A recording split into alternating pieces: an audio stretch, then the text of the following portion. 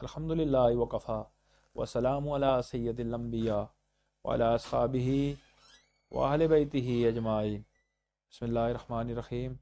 رب اشرح لی صدری ویسر لی امری واحلل عقدۃ من لسانی یفقہوا قولی۔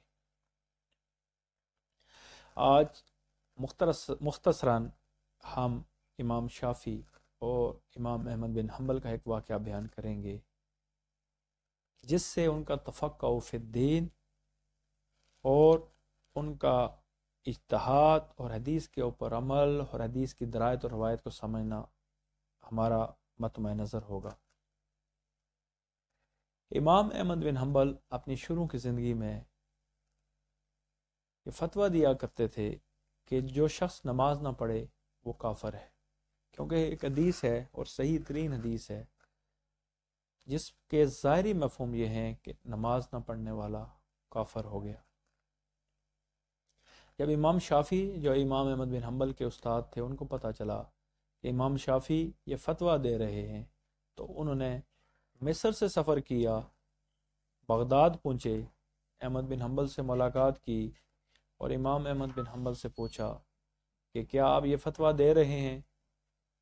تو حضرت امام احمد بن حنبل نے فرمایا جی میں یہ فتویٰ دے رہا ہوں، اور میرے فتوے کا مدار یہ حدیث مبارکہ ہے کہ من ترک الصلاۃ فہو کافر، کہ جس نے نماز ترک کر دی وہ کافر ہو گیا۔ تو اب امام شافعی نے ان کو سمجھانے کے لیے یہ نہیں کہا کہ یہ لغوی کفر ہے، اصطلاحی کفر نہیں، بلکہ ان کو کہا کہ اے احمد بن حنبل یہ بتاؤ کہ اگر وہ شخص کافر ہو جاتا ہے تو واپس مسلمان کس طرح ہوگا؟ تو امام احمد بن حنبل سوچ میں پڑ گئے۔ احمد بن حنبل نے کہا کہ وہ نماز دوبارہ پڑھنا شروع کر دے۔ تو امام شافعی نے اچانک کوشچن کیا، سوال کیا کہ یہ بتائیں کہ کافر اگر نماز پڑھنا شروع ہو جائے تو وہ مسلمان ہو جاتا ہے؟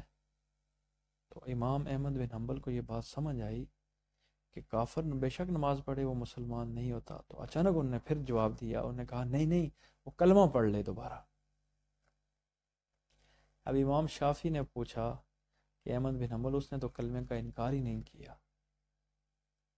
تو یہاں سے اس دلیل کی بنیاد پہ امام احمد بن حنبل کو یہ بات سمجھ آئی کہ یہ لغوی کفر تھا، یہ اصطلاحی کفر نہیں ہے، تو انہوں نے اپنے فتوے سے رجوع کیا اور اس کے بعد انہوں نے اس پہ فتویٰ نہیں دیا۔